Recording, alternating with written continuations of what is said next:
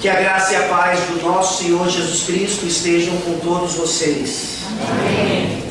Abramos nossas Bíblias em Atos capítulo 17. Atos 17, nós já trabalhamos aqui há um pouco tempo atrás o Evangelho de Lucas.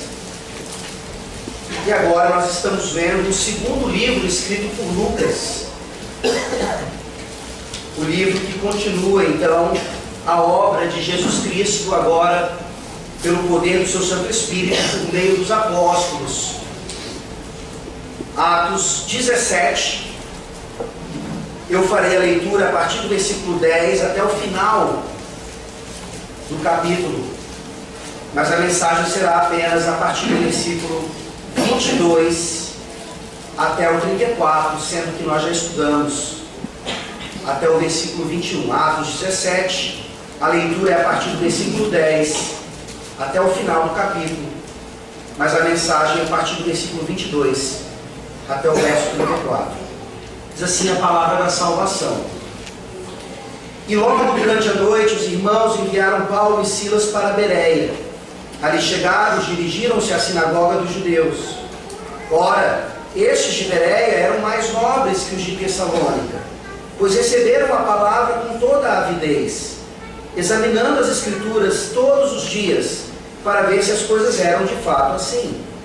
Com isso, muitos deles creram, mulheres gregas de alta posição e não poucos homens. Mas logo que os judeus de Tessalônica souberam que a palavra de Deus era anunciada por Paulo, também em Bereia, foram lá excitar e perturbar o povo. Então os irmãos promoveram sem detença a partida de Paulo para os lados do mar. Porém Silas e Timóteo continuaram ali. Os responsáveis por Paulo levaram-no até Atenas e regressaram, trazendo ordem a Silas e Timóteo para que o mais depressa possível fossem ter com ele.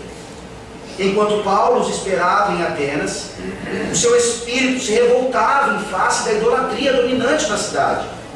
Por isso dissertava na sinagoga entre os judeus e os gentios piedosos, também na praça, todos os dias, entre os que se encontravam ali.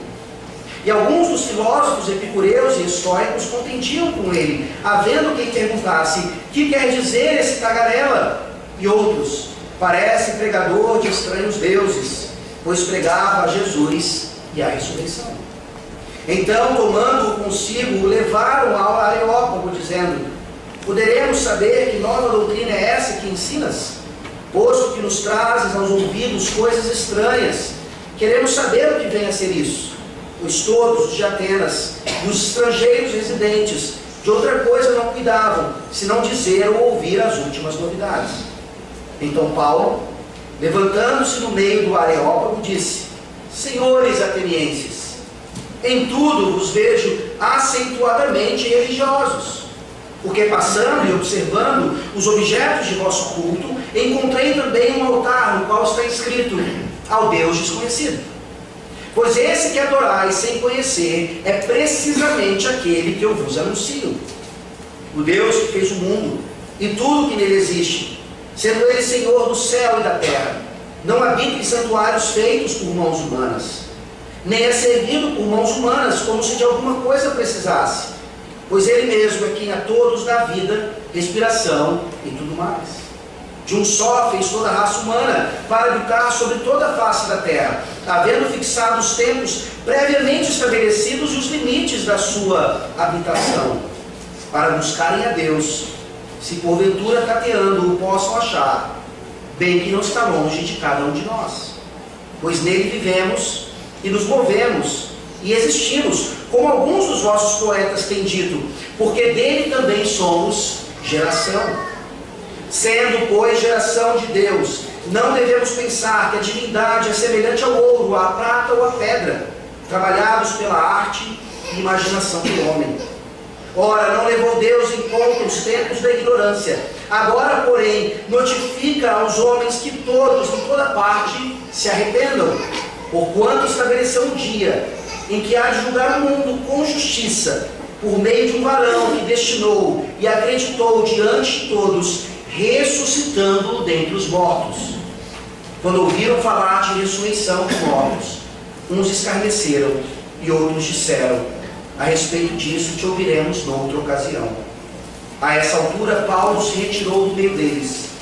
Houve, porém, alguns homens que se agregaram a ele e creram. Entre eles estava Dionísio, o Areopagita, uma mulher chamada Dâmaris, e com eles outros mais. Amém. Vamos orar. Senhor, Deus, Criador e sustentador de todas as coisas, nós estamos diante da Tua Palavra santíssima, poderosa, inerrante e completamente eficaz para salvar pecadores do cativeiro de Satanás, nos livrar da idolatria e colocar em nossos corações cada vez mais um desejo por Ti, pela Santíssima Trindade. Nos ajuda nessa noite, ó Deus, a entendermos o chamado discurso de Paulo em Atenas. Nós sabemos que não é um mero discurso filosófico, mas assim, a pregação da Tua Palavra fiel, no meio de um lugar completamente rendido às filosofias humanas. E nós percebemos que o Teu Evangelho, a filosofia cristã, faz ali o que o Espírito Santo sempre faz em qualquer lugar, em qualquer ambiente. Ele transforma idólatras em verdadeiros adoradores do Senhor. Nós estamos aqui para Te adorar. Nós estamos aqui, ó Deus, Te rogando que possamos ver o que aconteceu em Atenas naquele dia, acontecendo aqui também, na cidade de Teresina, nessa noite, ou em qualquer outro momento em que a Tua Palavra for fielmente pregada. Tende misericórdia de nós, em nome de Jesus. Amém. Amém. Toda essa porção do livro de Atos tem nos mostrado o avanço de Paulo, Silas, Timóteo, Barnabé, Marcos, por meio das viagens missionárias. Nós estamos aqui então na segunda viagem missionária de Paulo, e ele já passou por várias cidades, foi pregando, evangelizando, o Espírito Santo foi salvando, e daquelas cidades ele foi sendo expulso. E em cada cidade, em cada local, ele fazia aquilo que é bem comum hoje na doutrina de missões ou missiologia, a chamada contextualização. A contextualização é importante. É o próprio Paulo quem diz lá em 1 Coríntios que ele se fez fraco para com os fracos, para aqueles que não tinham lei, como se ele não tivesse lei, ou alguma coisa nesse sentido. E como isso tem sido mal interpretado, não só a partir daquele texto, mas também desse que nós veremos aqui, o chamado discurso de Paulo em Atenas. Como eu falei, a contextualização em missões, na manifestação do Evangelho, às diferentes culturas, ela é fundamental, mas geralmente ela é mal aplicada. Vou dar um exemplo para vocês. Uma missão cristã pregando a esquimós, que nunca tinham ouvido falar de Jesus Cristo e muito menos entendiam uma relação entre pastores e ovelhas de forma literal. Eles sugerem então e fazem uma tradução da Bíblia, mudando todas as vezes que a palavra ovelha aparecia por leão marinho. Você pode imaginar então o problema que isso causaria, por exemplo, com o Salmo 23. O Senhor é o meu cuidador de leões marinhos, e em nada me faltará. Os esquimós então aprenderiam que para com Deus eles seriam seus leões marinhos, e assim como Deus cuida dessas criaturas, Deus cuidaria deles também. O que você acha de uma tradução assim? Você ainda pensa que, se isso obtiver algum resultado, por exemplo, a salvação de esquimós, então vale a pena traduzir a Bíblia dessa maneira. E aqui nós vemos então erros como esses, não apenas na tradução da Bíblia, não apenas na transformação, muitas vezes, da mensagem do Evangelho, mas também naquilo que nós chamamos de sincretismo religioso. É a partir desse princípio que nós vemos, por exemplo, missionários na Amazônia celebrando a ceia do Senhor com mandioca e açaí. Açaí, afinal de contas, parece com sangue, e a mandioca, sem dúvida alguma, é como se fosse o pão deles, o trigo deles. Por que não? Nós precisamos nos encaixar na cultura. Deus se apresenta a cada cultura de uma forma específica. Isso é falso.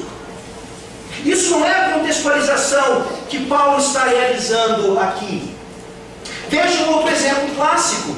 E aqui a relação não fica tão mais direta, porque afinal de contas, historicamente, estamos distantes de quando esse sincretismo religioso começou.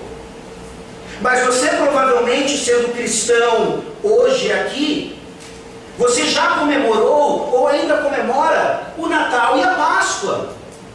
Naqueles determinados dias estabelecidos por calendários pagãos, que continuam então uma tradição pagã. Mas hoje, muitos anos depois, essa tradição pagã mais facilmente se transformou em supostas festas cristãs. E aqui nós poderíamos dar vários outros exemplos desse sincretismo religioso que não ajuda em nada a evangelização dos povos, muito pelo contrário.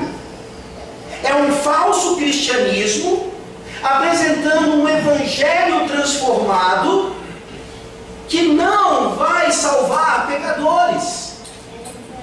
Vai talvez cristianizar algumas culturas, vai fazer talvez com que índios agora possam vestir roupas e até no dia de domingo no culto vestir gravata e camisa, mas não vai salvar as suas almas.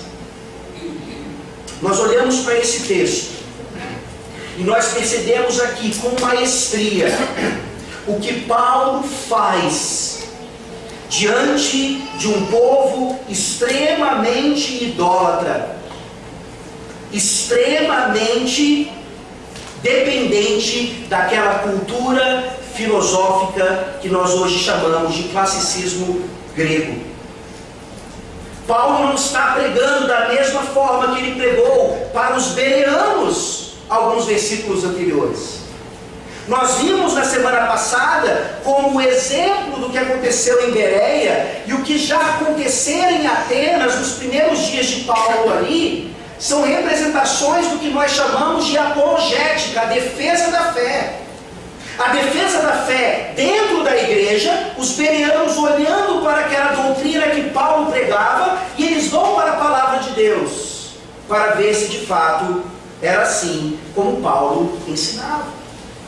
E Paulo, então, por sua vez, expulso de Bereia, vai para Atenas sozinho, e ele começa a se revoltar diante da idolatria tremenda daquela cidade.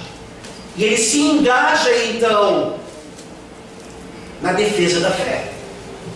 Ele se engaja, então, tanto na sinagoga, como na praça, e principalmente agora, no Areópago.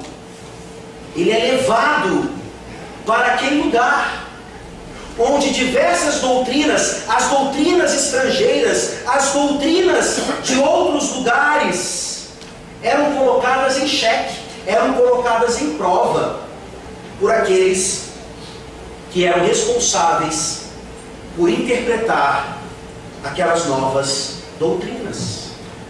Nós vemos então agora essa apologética colocada em prática, num discurso preservado para nós. Certamente, Lucas aqui nos traz um resumo do discurso de Paulo. É muito mais amplo do que que isso, muito mais completo, mas o suficiente para entendermos o que eu e você devemos num mundo como o nosso, século 21, Teresina ou em qualquer outro lugar, o que precisamos falar a esse mundo, como devemos nos engajar com a cultura, como devemos contextualizar a mensagem do Evangelho para que ela de fato alcance com poder e muita glória a vida de idólatras que estão por aí. Nós aprendemos por meio desse discurso de Paulo que a contextualização do Evangelho não compromete a mensagem, mas apresenta a Deus como Ele realmente é, criando pontes com a cultura. Esse é o problema daqueles exemplos que eu dei anteriormente. Eles acham que a contextualização pode comprometer a mensagem do Evangelho, e isso não pode acontecer. Porque quando comprometemos a mensagem do Evangelho, Deus não é mais apresentado como Yahvé, como Ele é apresentado nas Escrituras, mesmo que supostas pontes sejam feitas com a cultura. O problema não é fazermos pontes, o problema não é nos engajarmos com a cultura, o problema é o que temos feito com a mensagem do Evangelho ao buscarmos esses pontos de contato.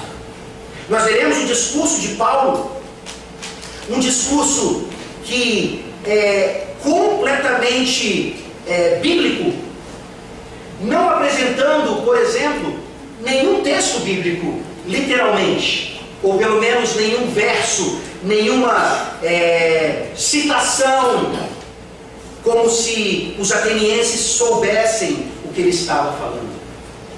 Mas mesmo Paulo não citando um verso específico, um capítulo específico, ele está assim citando as Escrituras. Ele está aqui usando nada mais, nada menos do que a espada do Espírito para transformar a vida daqueles idólatras. E a primeira coisa que ele faz é mostrar àqueles idólatras e a nós nessa noite que Deus, Yahvé, o Deus das Escrituras, Ele não é desconhecido. Leiam mais uma vez os versículos 22 e 23.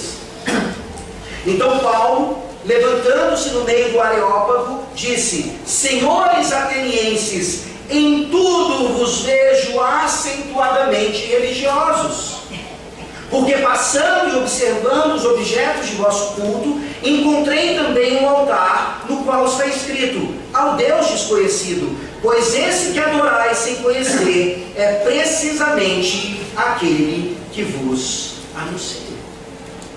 Olha que forma maravilhosa como Paulo começa a sua pregação. Talvez você não tenha percebido isso, mas não é por acaso que ele diz: Senhores atenienses. Você pode pesquisar. Paulo está aqui começando o seu discurso como o orador Demóstenes ensinava que um discurso deveria começar.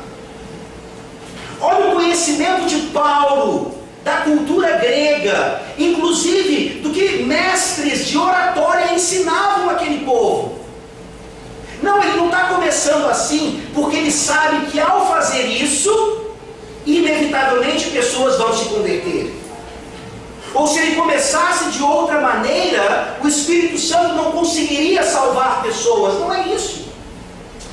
Mas desde o princípio, ele sabe então que aqueles homens prestariam um pouco mais de atenção àquele estrangeiro, não filósofo, que começava o discurso como Demóstenes, o grande orador, ensinava. Senhores atenienses, ele não está sendo meramente educado, como alguns colocam, ele não está sendo meramente polido, ele já está imediatamente se engajando na cultura, sem comprometer a mensagem do Evangelho. Isso fica claro logo em seguida, quando ele diz: em tudo vos vejo acentuadamente religiosos. Parece que Paulo está elogiando aqueles homens, quando na verdade ele, ironicamente, já começa a sua crítica bem construtiva. Na verdade, a palavra religiosos aqui poderia facilmente ser traduzido por supersticiosos. Vejo em tudo vocês acentuadamente supersticiosos, místicos, filósofos com mentes brilhantes, racionalistas, mas que deixam um espaço aí para o mito, para a mitologia. Nós precisamos nos lembrar aqui que já há muito tempo, na própria Grécia, a mitologia havia perdido espaço, ou pelo menos o espaço que ela já tivera na história grega. A mitologia, nesse momento, ela era preservada muito mais por uma questão de cultura, mas não necessariamente de religião de fato. Por exemplo, esses epicureus e estoicos, sobre quem tratamos semana passada e que voltaremos a tratar hoje à noite, eles não eram religiosos no sentido fiel ou literal da palavra. Mas eles eram religiosos, assim como todo ser humano é religioso. Todo ser humano, mesmo um que diz que Deus não existe, ele tem uma religião, e é essa religião, a religião de negar a Deus. Paulo diz claramente, desde o princípio, qual seria a sua estratégia. Ele não quer agradar aquele povo, ele não quer simplesmente mostrar àquele povo o quanto ele conhece da cultura grega, mas ele utiliza todas essas ferramentas para confrontar não apenas a filosofia, mas principalmente o coração daqueles homens, para que eles viessem a conhecer aqueles que eles supostamente chamavam de Deus desconhecido. E aqui nós vemos então uma estratégia maravilhosa na apologética de Paulo, que deve ser também a nossa estratégia: a busca pelos pontos de contato. Isso é o que significa fazer pontes. Isso é o que significa sermos inteligentes, sábios, com discernimento, para entender a nossa cultura, para entender onde é que nós podemos encaixar o Evangelho de Jesus Cristo, para que aquela pessoa então, no mínimo, seja confrontada com essa palavra. E aqui uma péssima interpretação, mais uma vez, em relação a isso. Muitos então vão ensinar que o que Paulo está fazendo aqui é associando aquela estátua do Deus desconhecido a Yahvé. Não! Ele não poderia fazer isso. Aquela estátua, assim como várias outras na cidade, deixaram Paulo com raiva, revoltado. Como é que ele vai associar um Deus santíssimo, um Deus puríssimo, um Deus único com qualquer uma daquelas estátuas? Não é isso que ele está fazendo. Mas ele aproveita então esse dilema epistemológico dos atenienses. Eu já explico o que é isso. Ele aproveita essa questão e mostra então: vocês são tão supersticiosos e acham que conhecem tanto as coisas, que eu mostro para vocês que na verdade vocês adoram sem saber. Por um lado, Paulo está falando aquilo que ele diz lá em Romanos capítulo 1. Vocês conhecem a Deus, todos conhecem. A diferença é que pessoas não querem conhecer, elas suprimem a verdade pela injustiça. Mas ao mesmo tempo, vocês não conhecem. Vocês não conhecem, e não é pela superstição de vocês de levantar um ídolo ao Deus desconhecido que esse Deus vai ser aplacado, a sua ira vai ser aplacada. Por que vocês acham que ali, no meio de tantas estátuas, Deus da guerra, Deus da fertilidade, Deus disso, Deus daquilo, havia um altar ao Deus desconhecido? Era porque aqueles homens confessavam por meio dessa estátua que poderia haver um Deus que eles não conheciam e que eles precisavam agradar então com aquela estátua, com aquele ídolo, e dizendo assim que, achando que conheciam todas as coisas, eles admitiam que havia coisas que eles não conheciam. Daí o dilema epistemológico, o dilema da teoria do conhecimento, o dilema de como um homem conhece, de quanto ele conhece. Uma contradição ambulante. Esses atenienses, filósofos, que achavam que sabiam de tudo, estavam sempre abertos a conhecer mais e mais. Eles eram os mesmos que deveriam dizer, com toda a consistência possível, é absolutamente certo que não existem certezas absolutas. Eles conhecem, mas sabem que não conhecem. Eles conhecem, mas precisam ainda conhecer.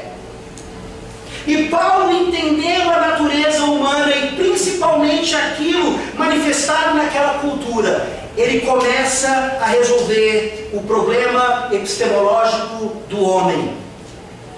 Deixe-me apresentar a vocês Yahvé, o Deus das Escrituras. E é isso que ele começa a fazer a partir do versículo 24. Pergunto a vocês: vocês conhecem Yahvé? Vocês conhecem o Deus da Bíblia? Ou vocês conhecem Deus? Ou vocês conhecem Jesus? Ou vocês conhecem Maria?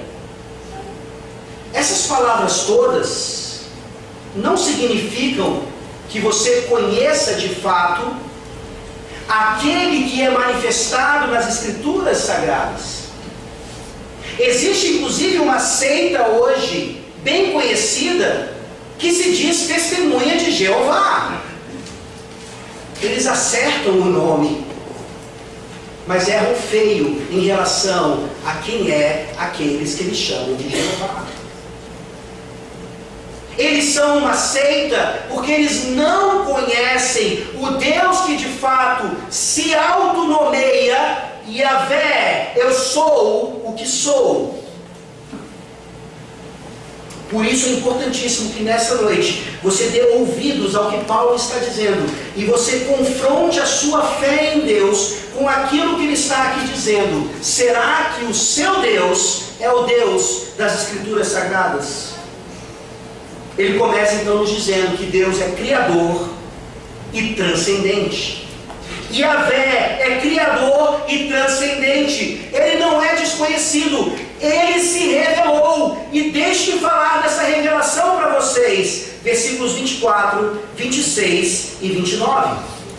O Deus que fez o mundo e tudo o que nele existe, sendo ele Senhor do céu e da terra, não habita em santuários feitos por mãos humanas. Versículo 26. De um só fez toda a raça humana, para habitar sobre toda a face da terra, havendo fixado os tempos previamente estabelecidos e os limites da sua habitação. Versículo 29. Sendo, pois, geração de Deus, não devemos pensar que a divindade é semelhante ao ouro, à prata ou à pedra, trabalhados pela arte e imaginação do homem. Paulo não é apenas corajoso aqui, mas ele é um modelo maravilhoso para nós, que somos tentados a mostrar a nossa capacidade de raciocínio para com aqueles descrentes que tentam acabar com o cristianismo de qualquer maneira. E nós achamos então que as nossas principais ferramentas são aqueles argumentos filosóficos para provar a existência de Deus. E eu estudo isso, e eu me dedico a isso, e eu entro em debates, ou no Facebook, ou na academia, e eu sou tão bem preparado, que eu ganho qualquer debate, mas nenhum daqueles oponentes realmente se converte, ou realmente conhece a Deus. Não devemos invalidar esses argumentos que comprovam a existência de Deus de forma filosófica. mas eles não devem ser o nosso argumento principal. Paulo aqui claramente não tenta provar a existência de Deus. Ele começa diretamente manifestando quem Deus é. Ele é criador e ele é transcendente. É isso que nós chamamos na apologética de pressuposicionalismo.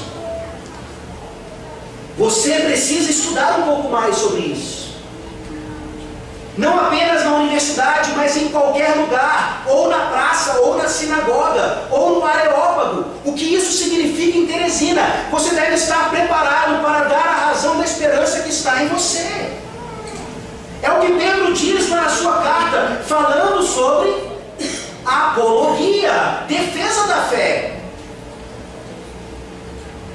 Você deve conhecer homens como Van Til, Gordon Clark, e tantos outros da história da igreja que nos ensinam como fazer aquilo que Paulo fez aqui. Paulo está subindo aqui naquilo que era conhecido por todos, um fundamento básico, que, como já disse, ele descreveu em Romanos capítulo 1, e Calvino depois chama de sensus divinitatis, o senso do divino. Por isso todo homem é religioso. Por mais afastado que ele esteja do Evangelho, por mais afastado que ele esteja do cristianismo, ele sabe que Deus existe. E Paulo então começa exatamente aí. Percebam então que quando nós evangelizamos, nós estamos no controle da situação. Quando nós apresentamos esse Yahvé como ele realmente é, nós estamos assegurados pela palavra de Deus. E é isso que nós apresentamos e nada mais. Na mente de Paulo, então, aqui, ele mostra esse Deus da revelação como sendo totalmente independente de qualquer coisa. Em outras palavras, é isso que implica ele ser transcendente. Ele é Deus. Ele é eterno. Ele é imutável. Na Santíssima Trindade, Pai, Filho e Espírito Santo, sempre foram, sempre existiram, comunhão plena, não precisavam de absolutamente nada, enquanto nós precisamos completamente de tudo o que vem de Deus. Para explicar essa situação, nós usamos aquela ilustração tão conhecida de um filho pequenininho que sobe no colo do pai para lhe dar um tapa no rosto. O filho é um rebelde. Desde pequenininho já vê o seu pai como um inimigo.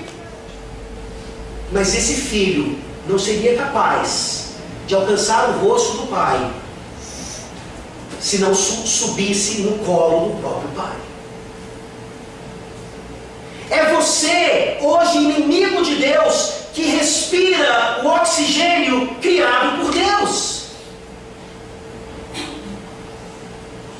Para que você fosse consistente na sua revolta contra Deus, você tinha que parar de respirar agora. Pare! Ou se converta, ou se submeta, ou adore a esse que criou as moléculas de oxigênio para que você tivesse vida e vida em abundância. É isso que Paulo está dizendo aqui. Paulo está falando que Deus é o Criador de todas as coisas e que Ele não habita em santuários feitos por mãos humanas. Ele não habitava no Partenon. Ele não habitava em quaisquer daqueles templos ali. Vejam mais uma vez a confrontação de Paulo aqui. Ele está sendo completamente engajado com a cultura, mas contracultural. Imaginem aqueles filósofos ouvindo essas palavras e começando a perceber então que possivelmente uma divindade poderia realmente não habitar naqueles lugares. Mas como conhecer então uma divindade que não pode ser controlada por nós? Como conhecer e ter comunhão com uma divindade que está além de nós? E aqui nós vemos Paulo respondendo diretamente aos estoicos, falando todas essas coisas. Ele diz em primeiro lugar, no versículo 26, de um só fez toda a raça humana, para habitar sobre toda a face da terra, havendo fixado os tempos previamente estabelecidos e os limites da sua habitação. Vocês se lembram quando nós falamos na semana passada sobre os estoicos? Eles eram aqueles fatalistas. Uma força superior determinou todas as coisas, o que será, será. Então a virtude do homem é nem ficar tão triste com a dor e nem ficar tão alegre na hora da vitória. É um homem sereno, é um homem que tenta ser o mais imutável possível. E aqui eles estão recebendo a mensagem de que é Deus Yahvé, um Deus pessoal, um Deus que está além desse mundo, que criou todas as coisas e exige então, exatamente por essa criação, total submissão, rendição dessa raça humana. Um outro aspecto interessante é porque aqueles gregos, com a sua cultura, achavam que eles eram sim uma raça superior. É só você se lembrar dos espartanos. Imaginem então agora eles sendo associados a uma raiz humana. Paulo não dá esse nome, mas nós sabemos que é Adão. De um só, Deus fez toda a raça humana. Aqueles homens estão sendo confrontados agora com o fato de se acharem superior a outros povos. E eles começam a racionalizar, eles começam a concatenar as ideias, e aquilo vai de encontro ao que eles sempre pensaram, ao que eles sempre acreditaram. Os estoicos, então, começam a perder terreno em relação ao seu fatalismo e começam a perder terreno também em relação ao seu panteísmo. Eles eram mais místicos ou supersticiosos que os epicureus. Mas eles diziam, então, Deus está em tudo. Era uma espécie de panteísmo da época. E vejam o que Paulo diz no versículo 29. Sendo, pois, geração de Deus, não devemos pensar que a divindade é semelhante ao ouro, à prata ou à pedra, trabalhados pela arte e imaginação do homem. Não, Deus não está em tudo. Então, Deus não deve ser adorado por meio dessas coisas.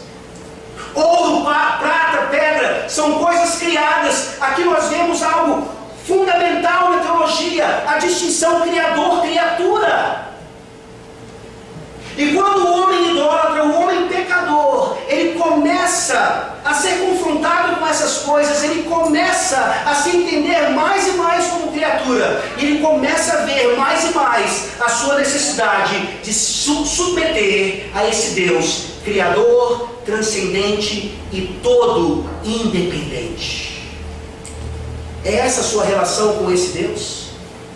É assim que você conhece Yahvé? Ou você ainda é como um filhinho subindo no colo do pai e dando-lhe tapas no rosto diariamente? Paulo não para por aí. Ele precisava responder aos estoicos e a todos os outros, obviamente. E agora ele começa a responder também aos epicureus. Ele diz para aquela multidão: Deus não é apenas criador e transcendente, Deus é sustentador e imanente. Versículos 25, 27 e 28. O 25 diz assim: nem é servido por mãos humanas, como se de alguma coisa precisasse, pois Ele mesmo é quem dá a todos vida, respiração e tudo mais. 27. Para buscarem a Deus, se porventura tateando o possam achar, bem bem que não está longe de cada um de nós. E 28, pois nele vivemos e nos movemos e existimos, como alguns dos vossos poetas têm dito, porque dele também somos geração. Os epicureus, diferentemente dos estoicos, eles não eram tão religiosos assim, no sentido mais espiritual da coisa. Eles podiam até admitir que Deus talvez tivesse criado, mas se foi Ele quem criou, Ele não se importava mais muito no teatro da vida. Não. Nós sabemos então que a Santíssima Trindade não cria por necessidade, mas cria por livre e espontânea vontade, exatamente para manifestar esse amor eterno que eles sempre tiveram uns pelos outros, agora manifestado a esse mundo criado por Deus e que obviamente por causa disso é sustentado por Ele. Os epicureus não podiam estar mais errados em pensar que Deus não se importava com a criação, se é que Ele existisse. Mas nós vemos aqui Paulo claramente nos dizendo, é Ele quem a todos dá vida, respiração e tudo mais, e principalmente nos fala que Ele criou a humanidade e sustenta a humanidade, no versículo 27, para buscarem a Ele, se porventura tateando o possam achar, bem que não está longe de cada um de nós. Esse Deus maravilhoso é criador e transcendente, mas Ele está aqui na sua providência de forma imanente. Imanente é isso.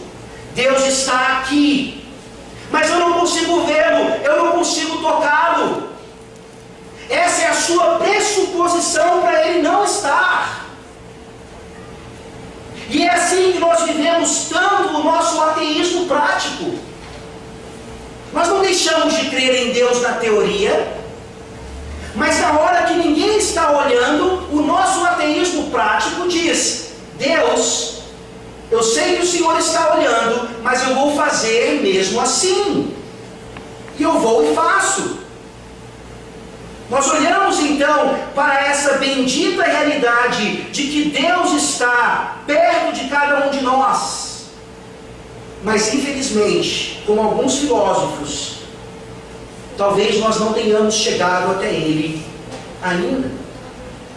Nós vemos aqui no versículo 27 essa imagem fantástica de Paulo dizendo que os homens estão como que tateando a realidade. E isso nos lembra daquela história conhecida dos sábios e do elefante. Para resumir a história, havia uma tribo distante em que havia vários animais, mas eles não conheciam o elefante. De repente um elefante chega na tribo e eles ficam admirados com aquele animal, com aquela criatura, e precisam saber do que se trata aquilo tudo. E eles chamam os sábios da tribo, que eram cegos. E aí vem o primeiro sábio, cego, e toca ao lado do elefante e diz: isso aqui é uma grande parede, um muro bem fortificado. Outro vem e abraça uma das patas, uma das pernas do elefante e diz: não, isso aqui é uma coluna bem redonda. Outro vai e toca na tromba do elefante e diz: não é nem parede, nem coluna, é uma corda bem espessa, bem grossa. E assim por diante, vários sábios cegos tocam o elefante e cada um dá a sua posição do que aquele animal seria. E aí de repente vem um menininho que estava cuidando do elefante e havia perdido aquele elefante, e ele chega ali então e ele vê aquela confusão toda e ele diz para aquela tribo: não é nada disso que vocês estão falando, isso é um elefante. E essa história, ela serve, infelizmente, para ensinar que as várias verdades ou as várias religiões, quando unidas, elas chegam então à verdade máxima e absoluta. E isso é falso. Se todos aqueles sábios cegos que poderiam apenas tatear a realidade, eles somassem ampliassem os seus conhecimentos, eles não chegariam à verdade do elefante. Eles chegariam a um ídolo, eles chegariam a um monstro, eles chegariam àquilo que eles imaginariam ser um elefante. Veja qual é o seu papel então nessa história toda. É como aquele menininho, de forma simples, simplesmente dizer: é um elefante. É um elefante. E essa é a verdade absoluta por meio da revelação de Deus. Todos os filósofos, desde Platão até Kant, até os da modernidade e pós-modernidade, o máximo que eles conseguem fazer é tatear a realidade. Chegam bem próximos, parecem dizer coisas que revelam a Deus, mas jamais, por meio desse tatear, eles são capazes de conhecer a Yahvé. O homem pode chegar tão perto, mas ele continua tão longe. Ele pode estar à distância de 1 milímetro de Yahvé, mas esse milímetro é suficiente para continuar levando-os para o inferno. Como muitos cristãos já disseram no passado de forma errada, Platão não está no céu. Aristóteles não conheceu o Deus das Escrituras. Os epicureus e os estoicos de Atenas estavam muito, mas muito distantes do Deus de Israel. E de forma ainda mais magnífica, Paulo cita aqui partes de 2 poemas de 2 poetas, na verdade poderiam ser 3, que exaltavam a Zeus. Uma dessas obras se chama inclusive uma ode a Zeus. O versículo 28 mostra como um homem pode chegar tão pertinho, mas ainda considerar um Deus meramente um ídolo. O versículo 28 diz: pois nele vivemos e nos movemos e existimos, como alguns dos nossos poetas têm dito, porque dele também somos geração. Pesquisem depois. Essa primeira citação é de Epimênides, e ele literalmente fala essas palavras. Paulo não está mudando nada. Entretanto, quando ele fala de que nele vivemos e nos movemos e existimos, ele está tratando de Zeus. Assim como Cleanto e Arato, que em 2 poesias diferentes, eles dizem a mesma expressão, porque dele também somos geração. Dele quem? De Zeus, um falso Deus. Na contextualização que defende a tradução de ovelhas por leão marinho, eles dizem que Paulo está aqui dizendo então que para eles Zeus era como se fosse Yahvé. Tudo que eles precisavam então era encaixar algumas coisas. Como eu falei para vocês, é daí que vem tantos sincretismos religiosos que nos afligem até hoje. Até hoje. Esses paganismos todos, revestidos de um cristianismo, nos fazem pecar contra a santidade do nosso Deus. Não, meus irmãos, Paulo não está aqui justificando então que nós devemos assistir a novela da Globo para saber como nos engajarmos com a cultura. Eu preciso ir a um baile funk para evangelizar aquelas pessoas perdidas. Eu preciso criar um abadá com mensagens do Evangelho para criar um bloco e no carnaval de rua transformar pessoas. Não! o que o texto está nos ensinando é que o engajamento com a cultura é fundamental. E isso nos mostra o quanto nós somos ignorantes da nossa própria cultura. E em segundo lugar, o quanto nós não sabemos aproveitar essas oportunidades para criar pontes verdadeiras, pontos de contatos reais, legítimos com os pecadores e os perdidos. Paulo está, em outras palavras, dizendo: Yahvé não é Zeus.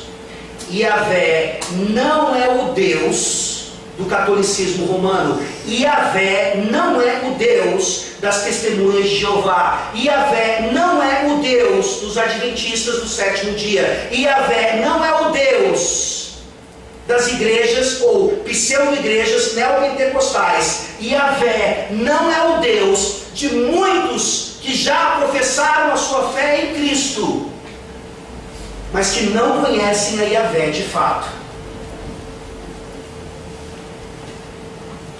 Se esse for o seu caso, então entenda o que Paulo está fazendo aqui.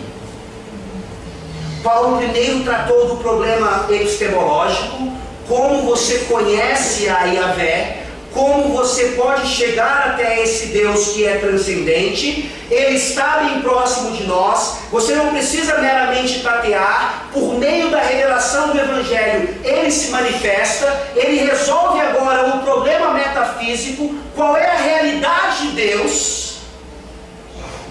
Isso nos leva então ao maior problema do homem, que não é nem falta de conhecimento, e nem do entendimento da realidade, mas sim um problema ético. Os três pilares da filosofia são resolvidos aqui no discurso de Paulo, baseado no Evangelho. Deus é mostrado aqui agora, em último lugar, como um justo juiz. Vejamos então, a partir do versículo 30 até o versículo 34, Deus sendo manifestado não apenas como Criador e transcendente, sustentador e imanente, mas Ele é justo juiz e Ele exige respostas que são manifestadas aqui daqueles que ouvem o Evangelho. Versículos 30 a 34. Ora, não levou Deus em conta os tempos da ignorância, agora porém notifica aos homens que todos, em toda parte, se arrependam. Porquanto estabeleceu um dia em que há de julgar o mundo com justiça, por meio de um varão que destinou e acreditou diante de todos, ressuscitando-o dentre os mortos.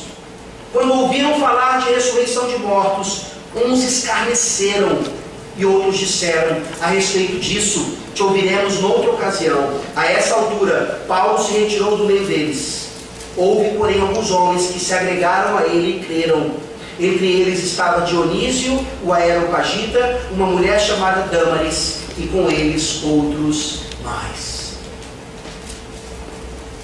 Se você aqui é um apologeta ferrenho da fé cristã, pergunte-se a si mesmo: por que você defende a fé? Para a glória de Deus? Ou para a sua própria glória?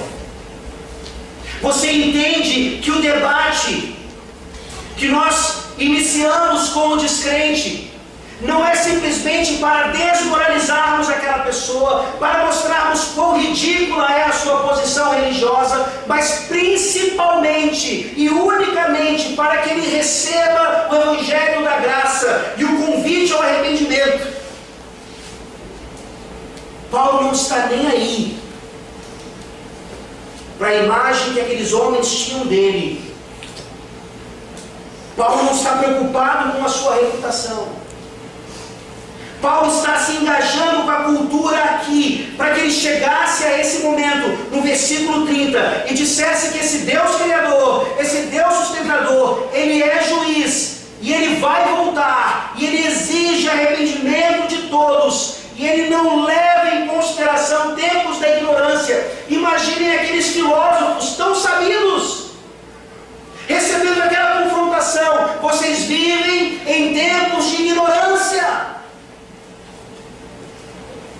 Mas esse Deus Ele notifica a todos os homens que em toda parte se arrependam.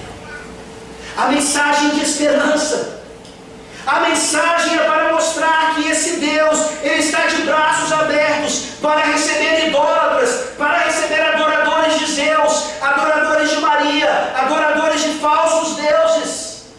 Arrependam-se, porque senão está chegando o dia em que esse juiz vai se manifestar mais uma vez na pessoa bendita do seu Filho. Aqui uma outra manifestação contracultural direta. Os gregos defendiam a história como sendo circular, não tem começo nem fim, e são círculos que vão se repetindo e assim por diante. E aqui Deus está dizendo não. Esse Deus que criou todas as coisas em um determinado momento, Ele criou o homem de um só, toda a raça humana, e estabeleceu os limites históricos e geográficos de cada pessoa. Ele está no controle dessa linha da história, e vai chegar um dia em que essa história vai terminar. E naquele grande dia, um varão, que é o seu Filho, a quem Ele acreditou diante de todos, por meio da ressurreição, Ele virá para julgar os vivos e os mortos. Naquele dia, qual será o seu veredito? Qual será o seu veredito? Você não é da filosofia de Epicureu, você não é da filosofia estoica, mas será que você é da filosofia cristã? Será que você entende o Evangelho como sendo a solução para todos esses dilemas do homem, inclusive os chamados filosóficos? Paulo fala mais uma vez da ressurreição. No primeiro momento, quando ele falou nos versículos anteriores, como vimos na semana passada, quando ele fala de Anastasis, aqueles homens tão ignorantes acharam que Anastasis era uma deusa. E aí ele precisa explicar: não, Anastasis não é uma deusa, Anastasis é uma realidade que vocês negam. Que uma vez que o homem morre, aquele não é o seu fim. Ou ele vai ressuscitar para a vida, ou ele vai ressuscitar para a morte. E aqueles gregos super inteligentes, diante dessa realidade, eles não podem senão escarnecer, zombar. Que absurdo! Não existe vida após a morte. O corpo, a matéria, deixa de existir. Essa é a primeira reação, quando Paulo chama-os ao arrependimento, demonstrando Deus como esse juiz que voltará para exigir aquilo que lhe é devido. Por que você tem zombado de Deus? Você pode zombar de Deus de tantas maneiras. Você pode zombar de Deus, por exemplo, não o adorando como Ele merece ser adorado. Você pode zombar de Deus fazendo pouco caso de estar na casa do Senhor domingo após domingo. Você pode zombar de Deus buscando outras filosofias que não são a palavra de Deus para todas as questões da vida. Zombar de Deus é crer na ressurreição só da boca para fora. Zombar de Deus, num certo sentido, é você ainda ter medo da morte, porque você não sabe, na verdade, o que vai acontecer depois. Zombar de Deus, como esses homens fizeram, nunca deve ser a resposta ao convite do arrependimento. Por outro lado, outros aqui, que eram tão curiosos, mas tão curiosos, ficam interessados e querem conversar um pouco mais. E essa também não deve ser a sua resposta. É melhor do que a outra, sem dúvida alguma, mas ela não é suficiente.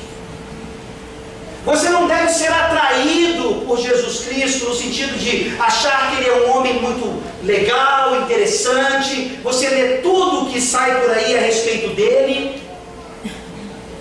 Você não tem que conhecer sobre Cristo. Você tem que conhecer a Cristo. Você tem que ser dele. Você tem que estar unido a Ele. É um conhecimento de intimidade e não meramente filosófico, ou por que não teológico. Pare de ouvir a respeito de Cristo e passe a ouvi-lo e a obedecê-lo. E é isso que acontece com algumas pessoas no versículo 34. Alguns homens se agregaram a ele e creram. Entre eles estava Dionísio, o Areopagita. Que detalhe maravilhoso! Um dos responsáveis pelo Areópago. Paulo foi trazido, Paulo foi levado para aquele lugar, para que a polícia intelectual da época o colocasse em xeque. E ali o Espírito Santo converte um daqueles que estava ali para duvidar, para destruir, e foi alcançado pelo Evangelho. Dionísio, na história da igreja, ele se torna depois um dos líderes da igreja cristã em Atenas. Vejam o que o seu testemunho pode fazer com o seu professor lá na faculdade. Vejam que o testemunho do Evangelho, a manifestação de Yahvé, como ele é, a partir das Escrituras, pode fazer com algum familiar seu que ainda não está no Senhor Jesus Cristo. Não foi apenas Dionísio, mas uma mulher chamada Dâmaris, e com eles outros mais. Esse é o poder do Evangelho. Esse é o objetivo do Evangelho. Sim, ele vai condenar aqueles que escarneceram, ele vai condenar aqueles que simplesmente demonstraram curiosidade maior, mas ele vai salvar idólatras. E é isso que nos impulsiona. E é isso que nos faz então estudar filosofia. E é isso que nos faz então não termos medo daquele professor de história que coloca minhoca na nossa cabeça para que nós não acreditemos mais em Deus, mas nós possamos reverter a situação e aquele homem então seja colocado contra a parede e ele precise de uma vez por todas já reconhecer Deus como Criador, sustentador e juiz. Falta-nos essa ousadia de Paulo, falta-nos essa estratégia de Paulo, falta-nos essa sabedoria de Paulo. E o Espírito Santo pode nos conceder tudo isso, para que na nossa geração nós experimentemos todas essas coisas. Nós falamos sobre a contextualização errada no começo. E agora eu quero falar para vocês como alguns comentaristas cristãos criticaram aqui o que Paulo fez, porque afinal de contas, se ele tivesse evangelizado de forma correta, não só esses pouquinhos teriam se convertido. Eu estou dizendo o que comentaristas cristãos já escreveram a respeito de Paulo. Semana que vem nós veremos Paulo chegando em Corinto. E nós temos a primeira carta de Paulo dizendo para nós, logo no início, que ele pregaria a Cristo e a Cristo crucificado somente. Ele não usaria retórica, ele não usaria isso ou aquilo. E quando esses comentaristas cristãos comparam o que Paulo fez em Atenas com o que ele está dizendo lá em 1 Coríntios, eles dizem, viu? Porque ele tentou se engajar com a cultura, porque ele citou poetas pagãos, porque ele começou o seu discurso seguindo a orientação de um orador idólatra. O Espírito Santo abençoou pouco. São comentaristas cristãos que dizem isso. e nós ainda achamos que não precisamos corrigir as nossas tantas falhas a respeito de tantos desvios que temos desse Deus maravilhoso, que continua nos santificando e nos tornando cada vez mais como Paulo. Será que Paulo falhou na sua evangelização? De modo algum. Porque naquele discurso ele mostrou Yahvé, a Santíssima Trindade, por meio do glorioso Jesus Cristo. Porque Deus é Criador, porque Jesus é Criador, porque Deus é sustentador, porque Ele sustenta todas as coisas pela palavra do seu poder, porque Ele é reto juiz, porque um dia Jesus voltará para julgar os vivos e os mortos. Porque Yahvé continua salvando pessoas, porque Jesus Cristo morreu na cruz do Calvário e ressuscitou, para que nós possamos dizer, como aquele menininho, é um elefante, é Jesus Cristo, a imagem perfeita do Deus invisível. Vamos orar.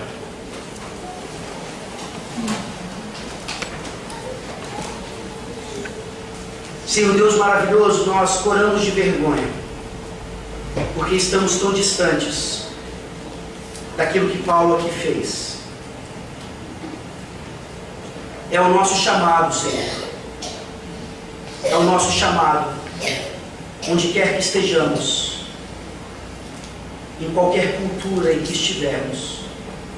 É o nosso chamado de abrirmos a nossa boca